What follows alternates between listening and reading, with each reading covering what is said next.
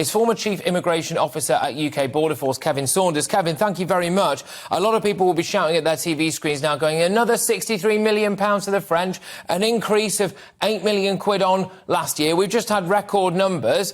Is boots on the French coastline and chaps and women in French control rooms going to make the slightest bit of difference? Certainly, I think putting our officers into the control rooms will be very helpful, providing they speak French, because we need to be in there with the French, because we're deploying more equipment for the French, more drones, lots of night vision stuff as well. So, yeah, our people in their control room is a good idea. An extra CRS gendarme on the beach is something to be applauded, quite honestly. Can I ask something? Can I just ask something and cut in that I don't know whether or not this is an obvious question, but I actually haven't really heard it asked that much before. They're all coming across in these boats, which must be being made somewhere. Can we not stop the manufacturing of these boats somehow? Is that not cheaper? Well, that would be the best idea. And in fact, I think some of your journalistic colleagues, I'm not sure if it was with your station, but certainly at one station, actually went hunting for where these boats are being made. And if journalists can find out where they're being made, I'm astonished that the joint intelligence agencies of the United Kingdom and France can't. These serious questions, Kevin. That raises incredibly serious questions, which is one would have thought the full might of the various different intelligence services around the Europe area would be able to discover where these boats are being manufactured, who was doing it, and then stop all of that. So it almost looks like they're willfully not doing that. I wouldn't like to say whether they're willfully not doing it or not. Certainly they were being made in Holland at one stage, and that was stopped. I mean, my information is that some of them now are being made in China and are actually imported directly into Europe.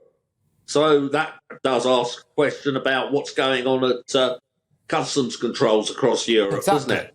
Well, exactly that. I mean, anyone who's trying to do a bit of business in Europe will know how difficult and how forensic they can be when it comes to what you're allowed to import and export and the checklist that they have there. One would have thought that, dinghy large enough to fit 45 Albanians would raise some red flags, really, but alas, apparently not. Do the French actually want to stop this? Suella Braverman says it's a win for both sides, this deal. If people are just tuning in, let me fill you in on some of the details. 63 million quid to supposedly increase patrols on the France area by around 40%. That's 40. Increasing technology, drones, night vision accessories, etc. And British boots, I suppose you could call it, in French control rooms, monitoring the situation. But actually, some people are saying this isn't going to make a blind bit of difference because the French don't want to stop them anyway. Oh, I think that's an over-exaggeration, Patrick.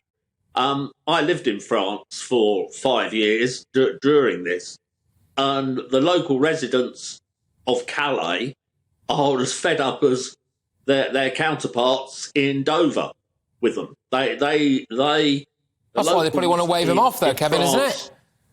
Are very anti the migrants because they do cause problems for them. So they would like the French government to get rid of them. And part of this deal is that we're giving the French, part of this money that we're giving the French is to upgrade their own reception centres. So what we need to do now is for the French to have another one of their purges, clear everybody out of northern France and move them off to central France and the southwest, and put them in reception centres down there. Very, very, very quickly, Kevin, very quickly, because I've got to move on. But I can completely buy the fact that people are absolutely terrified to leave their own homes at night. We've just heard from people in the area around a hotel in Maidenhead. I happen to know that one rather well, and if I lived next door to there and I had young children, I would be terrified in the evenings. That hotel, almost impossible to secure. Several hundred rooms, each of which with a window. Hop out, you're across the fields, you're away into Britain. But people who live around the Kent area and on coastal areas there, we're seeing migrants on the run left, right and centre. This is a catastrophic national security issue. It is. This is a real worry because we have no idea who these people are. We've already had somebody wanted for rape and somebody wanted, I think, for murder as well, get into the UK because we have no idea who these people are. They have no documents. They don't tell us who they are. No. So we can't track against any of our indexes. No. So we're not. And if they're legging it as well, Kevin, let's be honest, it's because they don't want to be found, and that implies various things. Kevin, exactly. I'm going to have to let you get going. Thank you very much, Kevin Saunders.